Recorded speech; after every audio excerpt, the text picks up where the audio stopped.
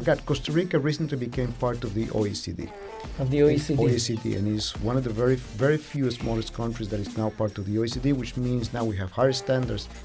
I would like to see the example of Costa Rica being replicated, becoming the hub for those models. But there's one and two conditions that I think are essential, and one of those is democracy.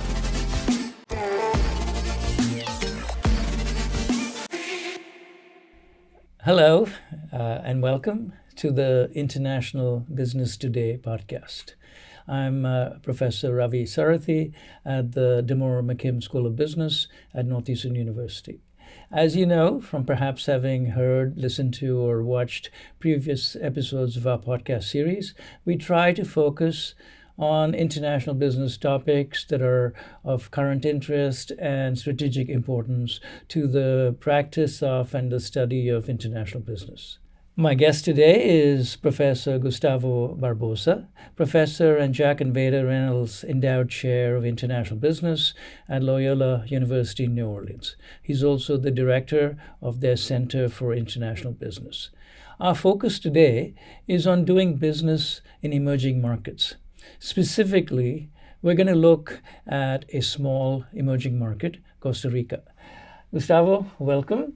And I'm delighted to have someone who grew up in Costa Rica, who was originally born and a native of Costa Rica, to talk to us about some of the peculiar problems that small emerging countries, markets like Costa Rica face in trying to develop their country and to become part of the global economy. Perfect. Thank you so much, Ravi. It's a pleasure to be here today and join you in this podcast to talk about my country, Costa Rica, that I carry in my heart even after 30 years of living in the United States, and on which my research now has a special interest to continue understanding the roots for growth and or lack of growth and the recent developments, and by recent I mean the last 30 years transformational policies that have occurred, in how a small country of just about 5 million people is becoming a much more developed country. Good. In case my listeners here haven't thought much about this, small emerging markets have relatively small domestic markets. They may not have the latest technology. They may have problems in getting access to capital, and they may lack infrastructure, institutions that are attractive to foreign companies. So the difficulty for any emerging market is how do we develop by creating better skilled workers, by improving productivity, by getting technology, and by being able to integrate into global value chains. But the first step is, of course, to ask, is this an attractive country to do business in? So, Gustavo, would you like to start off by telling us a little bit about, is Costa Rica an attractive place to do business? Costa Rica today is probably one of the most attractive small open economies to do business in. As I said, the economy has gone through a transformational process from being predominantly an agricultural exporting economy, better known for bananas, coffee, tourism, maybe pineapples, a couple more things, not too long ago, into an economy that today spins tremendous amount of medical equipment, corporate services, microchips. Chances are the microchip that you're running on your computer is an Intel designed and produced in Costa Rica. So there are lots of opportunities. There is a very large component of the population that is considered high skill because they completed high school on the one hand, might have college education, but they are also bilingual. And so even though English is not the official language in Costa Rica, the conversation is up in the air whether to make it or not. A significant amount of the population speaks English in Costa Rica, more so than any other country in Latin America, I would say. So it is very attractive on that regard. Yes, it is. And what about the political system, democracy specifically? That's another big point for Costa Rica. Costa Rica is the longest standing democracy in Latin America. It became independent in 1821, and it has remained independent with continuous free elections every 4 years. There was a little hiccup in the 1940s, 1947, 48, that led to perhaps one of the most important reforms, and that was the abolition of the army.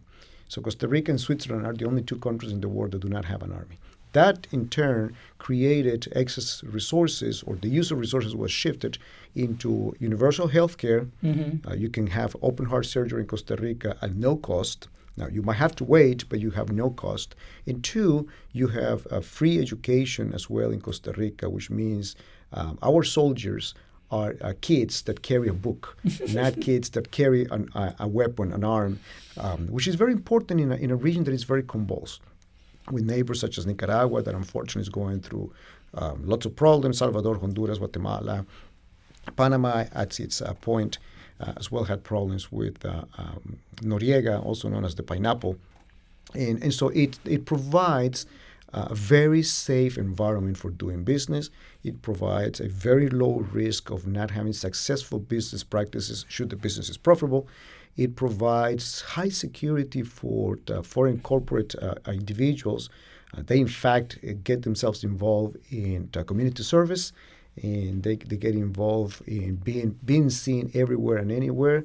So it's a very, very unique country with high levels of institutions, high levels of democracy, still with a lot of problems, don't get me wrong. Ports and airport are requiring more investment. Infrastructure also requires more investment. And workers tend to be more expensive in Costa Rica than elsewhere. Even though they have more productivity, they tend to be more expensive. Which brings me to the obvious question, since you mentioned investment. Foreign direct investment is an important vehicle for emerging markets. So how important is FDI, foreign direct investment, in the Costa Rican economy? I would say that FDI is essential. Not only important, it's essential. And it is essential because if we go all the way back to the 50s, where we identified the savings gap, there is an issue with savings gap. Yeah. There's a lack of resources to propel the economy to the next level. In a different paper, I wrote about the natural resource curse, and that is the economies that extract tend not to reinvest a lot. In an economy that is based on agriculture, that is based on tourism, tend to reinvest very little. And of course, being a small open economy, you have to generate enough foreign exchange so that you can then repay for all that you buy, predominantly fuel, oil. Costa Rica doesn't have oil, even though there's some conversations to start digging to find it, because Guyana just found oil recently, and they have grown by 5 times fold in the last 2 or 3 years. But that's not the case of Costa Rica. And so having that attraction of foreign direct investment supplements, on the one hand, the savings gap. But the question then is, and I'm going to have a question within the question is that enough, right? And the argument is it's enough to restart exporting, but more importantly, is it enough to transmit high levels of technology coming from foreign direct investment, what we call knowledge spillover effects that are led by FDI, foreign direct investment, and then what is the level of interaction that foreign direct investment creates in backward and forward linkages, and then horizontal linkages as well. And so that's the key element. Yeah, so that really brings me to the question of the local ecosystem of suppliers. Because the theory is, if a multinational comes to a country, by working with local suppliers, they will not only provide jobs and improve the economy, but start, whether they intend to or not, start transferring technology. So can you tell me a little bit about the local ecosystem? Absolutely. Yeah. You bring another very important concept. And in fact, we were talking about this 3 days ago at a conference that we had in New Orleans, where we invited well-known economists in the field. And the question relates, right? And it is ecosystems. Is it just one company operating, or do we have the built-up of suppliers, labor that does provide, plus the institutions, right, which is part of the ecosystems, the access to market. And what we observe here is the ecosystems provide the following.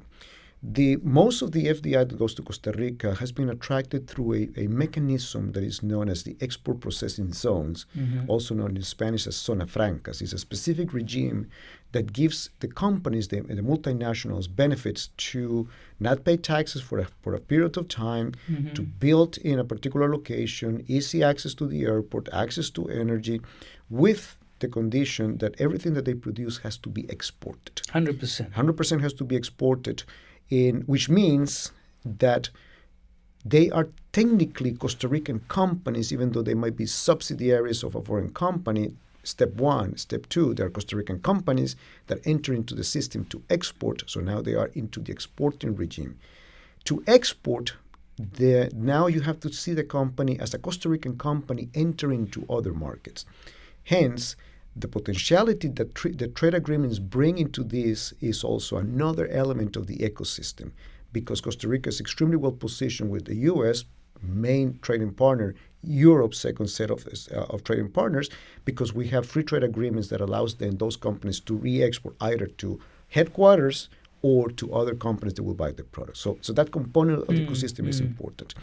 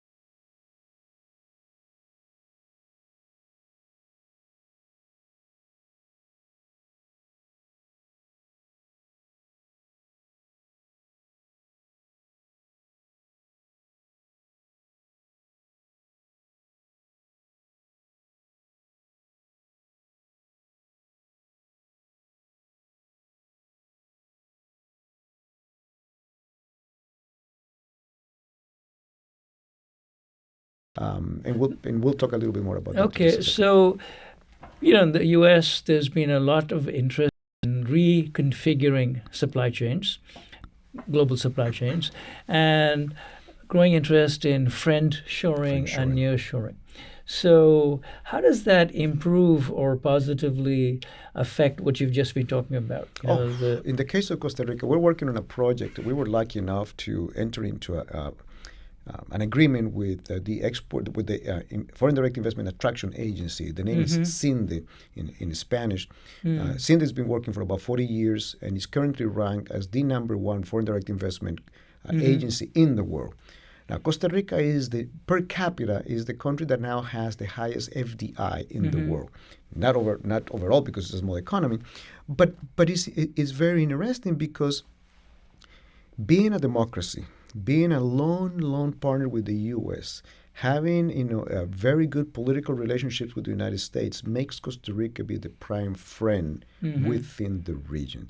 So not only is Costa Rica close because it's in the same time zone, changing from Mountain and Central Time with the U.S., it is in the same latitude with Boston, Pennsylvania, definitely same exact latitude.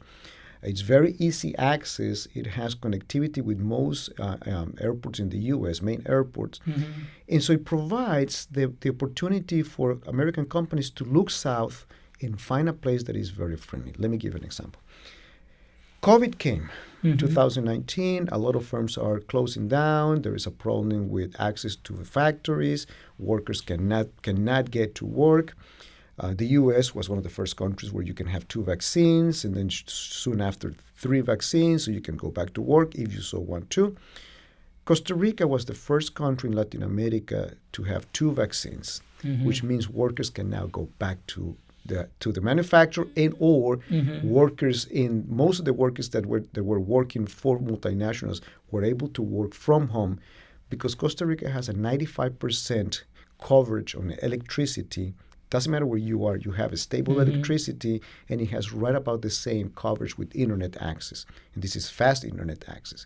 So you have both the internet access, you have the electricity, you have the human capital, you happen to be friends with the U.S., and so the result of that was, instead of seeing a decline in foreign direct multinationals going to Costa Rica during the pandemic, the number of multinationals more than doubled within the period of 2020, 21, and 22.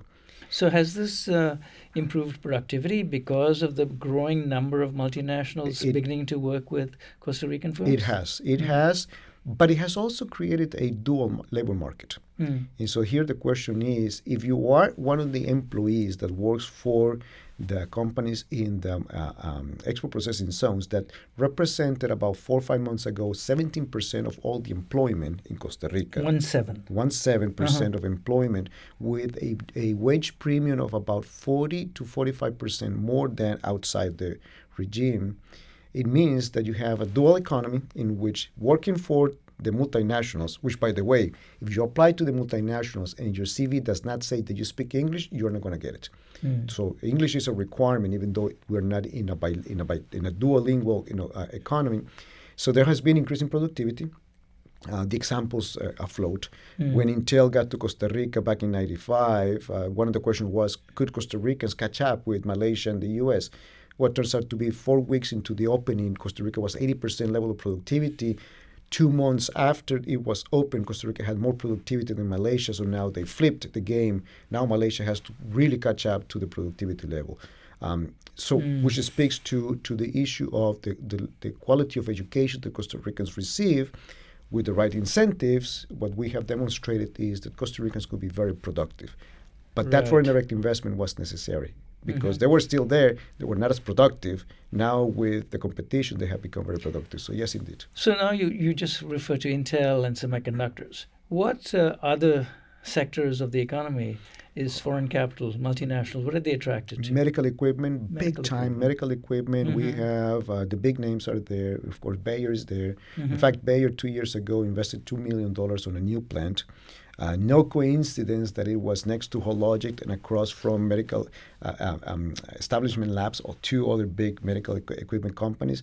2 doors down, meaning 2 export processing zones. Boston Scientific is there. And it has one of the largest operations. Boston Scientific just opened a new plant. They invested 2 weeks ago, they invested $120 million in a new plant, and they are hiring 2,600 new workers for that one plant. Costa Rican workers. Costa Rica, all Costa Rican workers. And so those are some of the examples of big companies. Amazon is there, all the calling centers for Procter & Gamble, Citibank, all the collection that the companies do for payments from Citi happens in Costa Rica. Reuters is in Costa Rica. Right. And the list goes on and on and on. But there's a paradox here, because what you're saying is because of the premium and the export processing zones and more multinationals coming in, clearly costs are going up. Yeah, right? absolutely. Wage costs are going up. Absolutely. And you mentioned the colon and the U.S. dollar. The U.S. dollar has become very, very strong. So how does that play in? Will the rising costs affect the willingness to grow by multinational investment in Costa Rica? There has to be an exchange rate effect there, but this is the interesting part. The Costa Rican colon has gotten much, much stronger against the U.S. dollar in the last year. Before it was trading at about 700 colones per U.S. dollar. Today it's trading at 540. There has been a significant revaluation of the Costa Rican colon against the U.S. dollar. So appreciation, really. Appreciation of the Costa Rican colon, depreciation of the U.S. dollar against the Costa Rican colon, which is incredibly is rare. It's very rare. In fact, I keep a house in Costa Rica and I have to make payments for the services, and what I see is those expenses are going up significantly because I earn in dollars and I have to pay in Costa Rican colones. So there is an issue there with wages in real terms going up significantly. And of course, wages are rigid downwards, and because they're written in Costa Rican colones, they're not going to go down. Companies have to pay more in dollars, for the same workers. Yet, you still observe more companies coming in, which makes you think that the gains in productivity, the gains in stability, the gains in access and security of delivering those products, not having the logistics problems that you had before, outweighed the cost of structure that you have now. That said, Costa Rica is becoming an expensive country. There's no doubt about that. It's an expensive country. Time to open and close businesses is long. It is not like in Singapore, Malaysia, where it's a matter of hours, right? But the stability does pay off. And I think that's what the companies are really looking into. Yes, I might make a little bit less, but I'm not making that. So the fear of sudden volatility is reduced. Yes. So now earlier you referred to foreign companies coming in and then being registered as national companies. Correct. Is that something that multinationals mind doing, having to register as national Costa Rican companies? And what are the advantages they gain by doing that? Well, the technicality is, right, you are a multinational.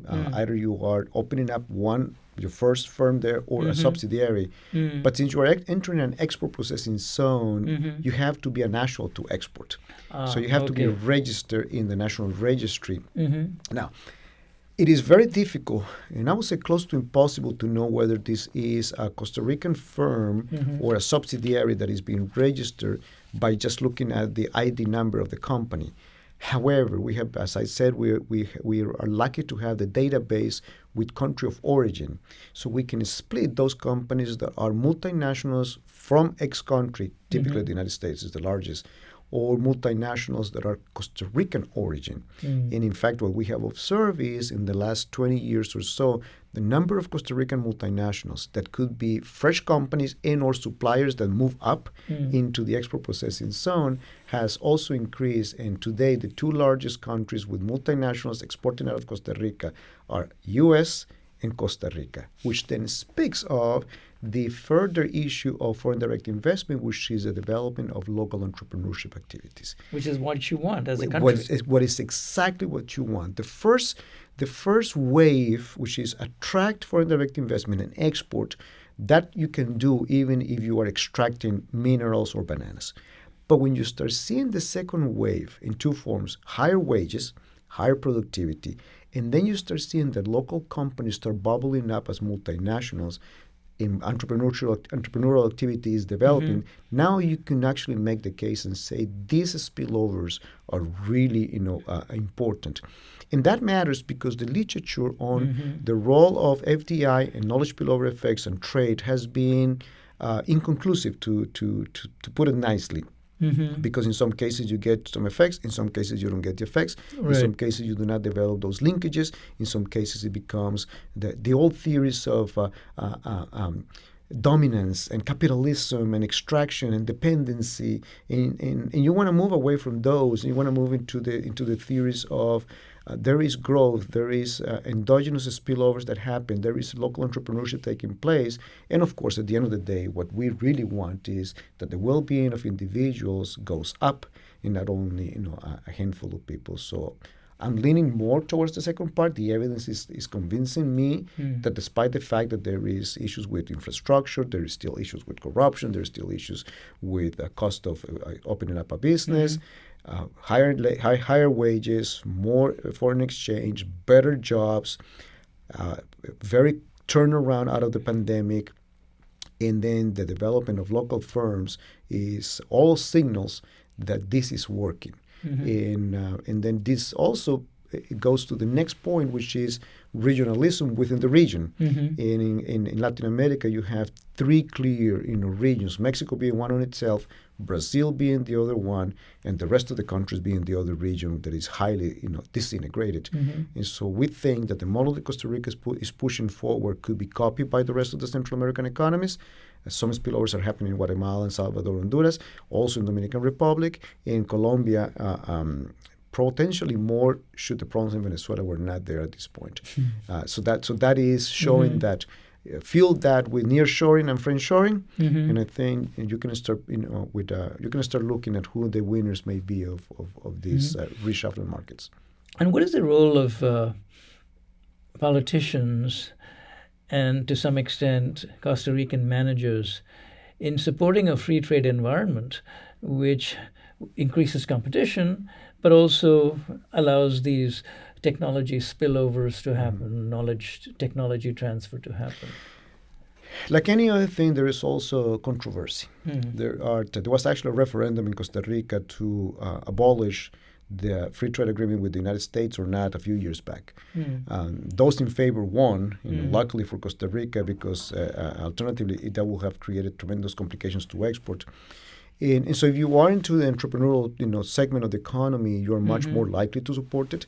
But if you are into the old school of what we call in Costa Rica the theory of the pobrecito. The pobrecito means, oh, poor little thing.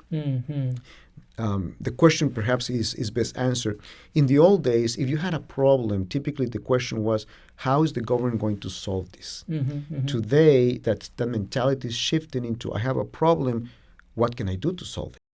And that is the entrepreneur that is the person that wants to take on the competition. You still have a lot of people that are wage workers that work for the government, that most likely will end up, all their life working for the government, and that makes it expensive. But we have seen a transformation in terms of people welcoming more competition As I said, we remain as the strongest democracy. We have had hiccups with the left, bubbling up, and we have had issues with governments not doing their job and being quite dysfunctional.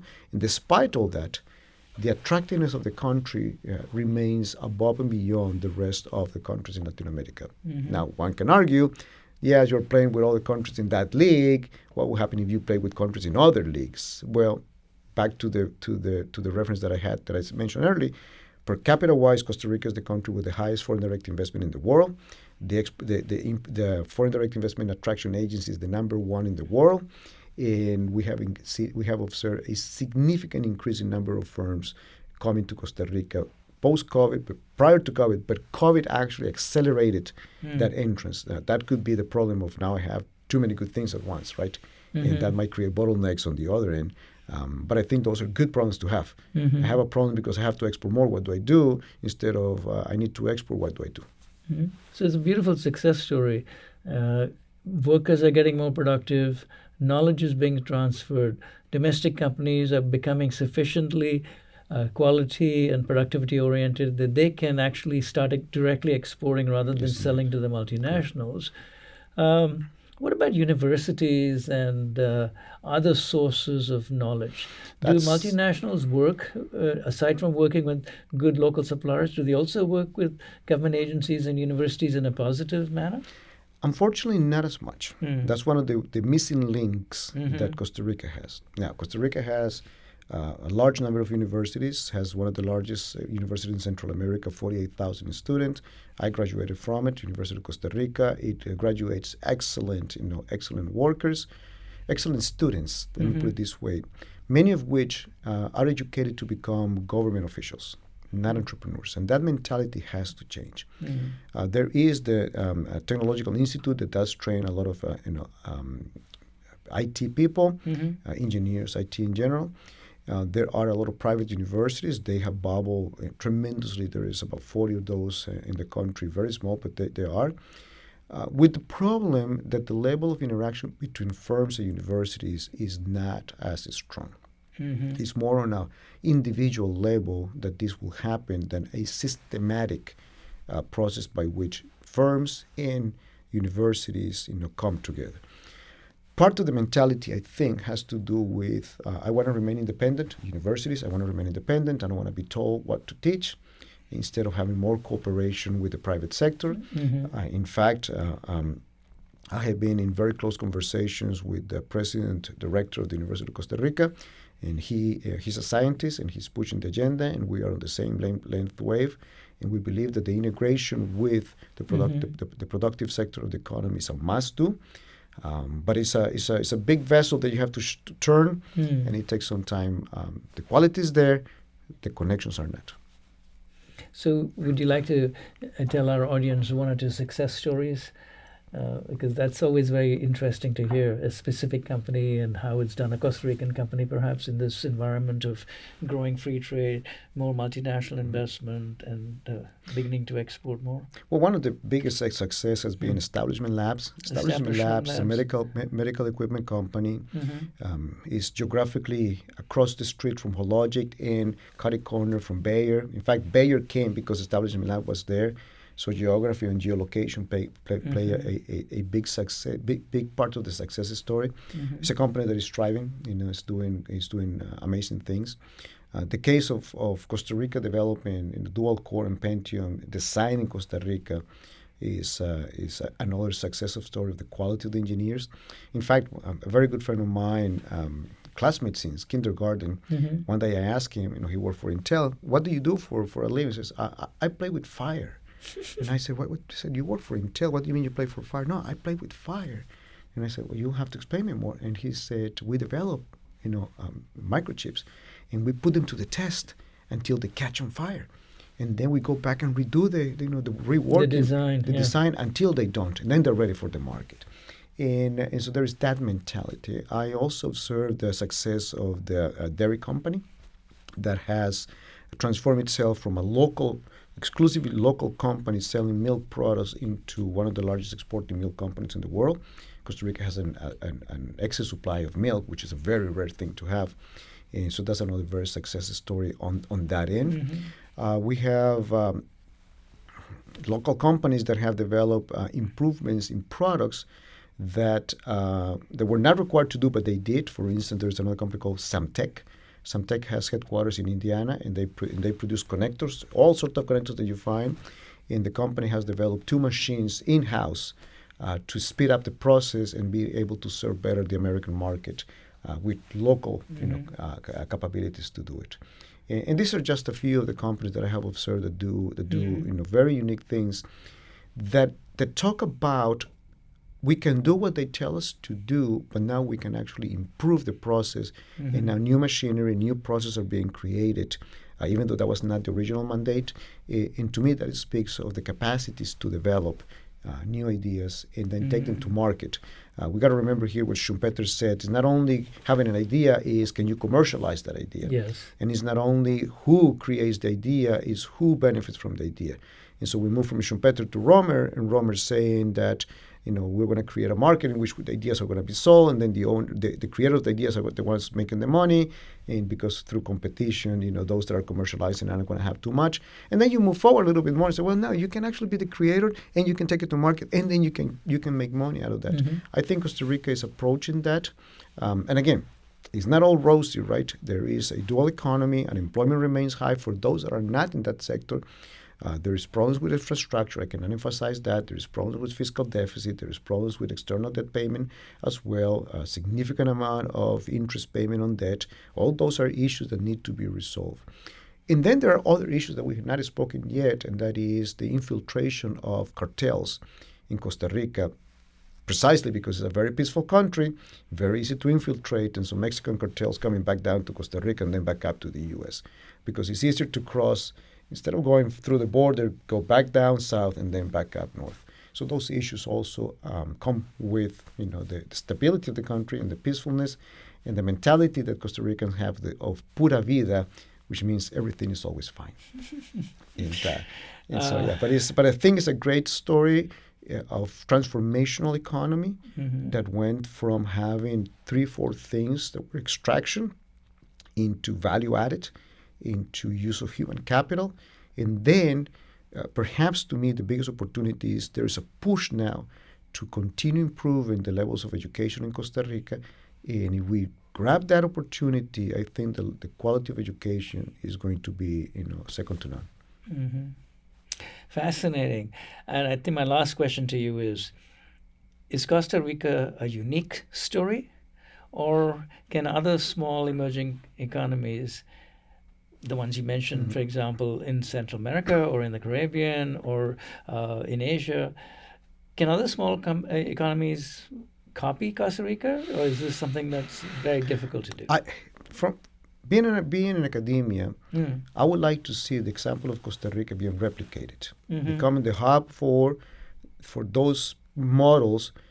But there's one and two conditions that I think are essential. And one of those is democracy.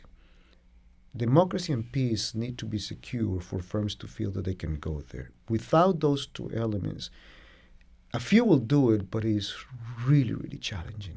That stability you get from democratic governments, whether you agree or not, left or right, and then you start moving the pendulum closer to the center instead of having big swings to the left, which we have seen a lot in Latin America.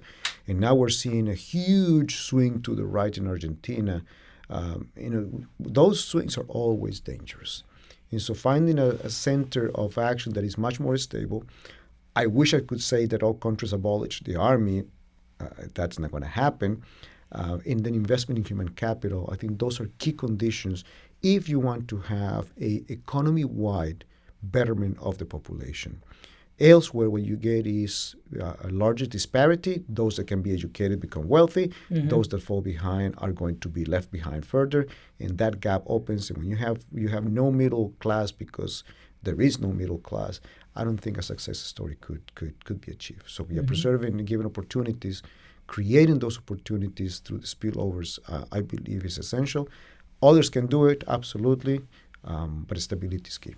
If I may add one more thing, and I forgot, Costa Rica recently became part of the OECD.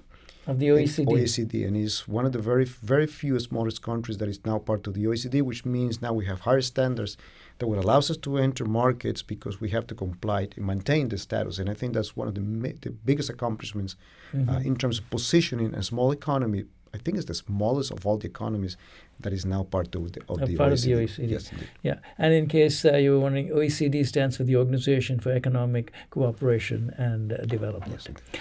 I wanted to thank you for listening to us and to this fascinating conversation about small countries trying to become economically developed. As you know, this is part of a series of podcasts, all concerned with international business.